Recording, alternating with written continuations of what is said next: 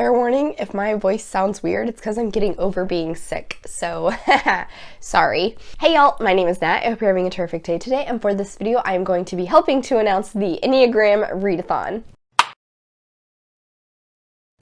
So, a readathon based completely around Enneagram types. I was so excited when some booktubers approached me about hosting this readathon, and I'm so happy to announce that I will be hosting Team 4 along with Manda from NerdyNatReads. However, on top of our wonderful team, there are a bunch of other booktubers who are also hosting the other numbers. Sarah and Jess will be hosting for Team 1. Rye and Chelsea are leading Team 2. Team 3 being led by Sahar and Laura. Team 5 by Nicole and Meredith. Team 6 by Darian and Savannah. Team 7 by Eric and Haley. Team 8 by Kirsten and Catherine. And then finally, Team 9 by 𝗖cie and Brennan. I will put links to all those awesome creators down below. Definitely go watch everybody's announcement videos. So, as this is a team-based readathon, you get to join whichever team your Enneagram type is. And if you aren't sure, I will put a link to the quiz down below that you can fill out and find out. Enneagrams are basically a different type of personality test in which you usually fall into one of the 9 numbers. So, as this is based on a personality test, all of the teams have chosen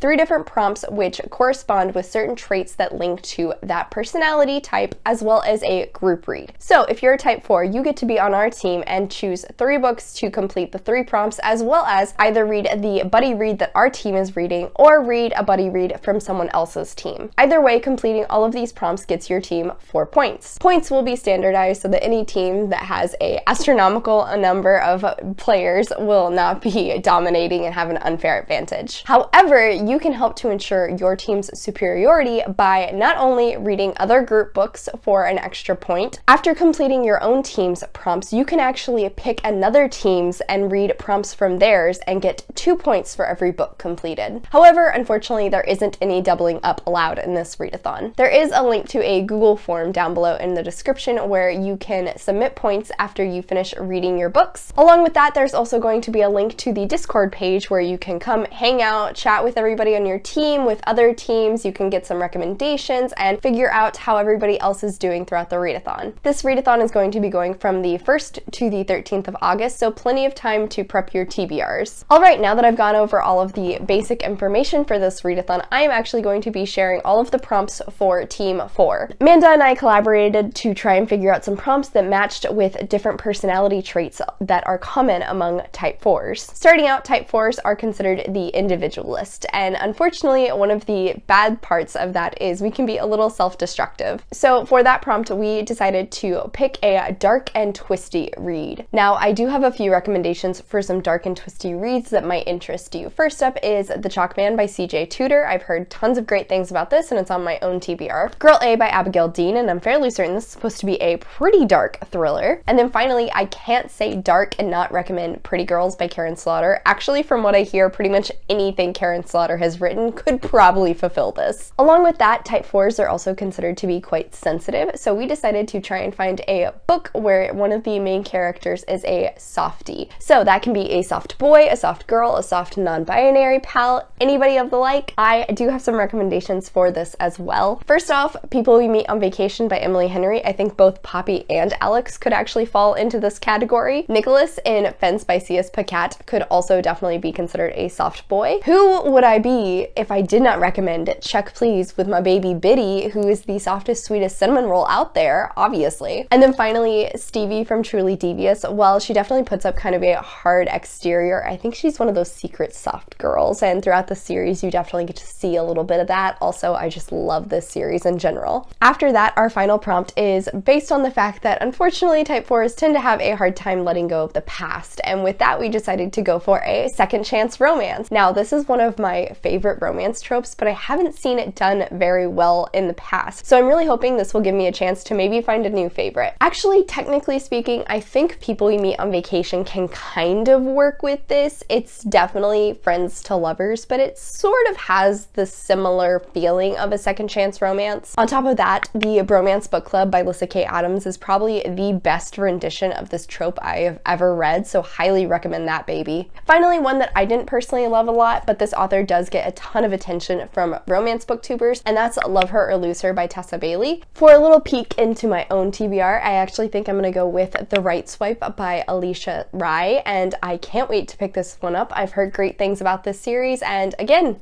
second chance romance. I hopefully will love this. Finally, for our group read, Type 4s desire to find themselves. So what better prompt than to go with a coming of age story? Manda and I decided to go with The Ghosts We Keep by Mason Deaver. This is a story by a non-binary author and their pronouns are they, them. So let's all remember that in our TBRs because respecting pronouns is sexy.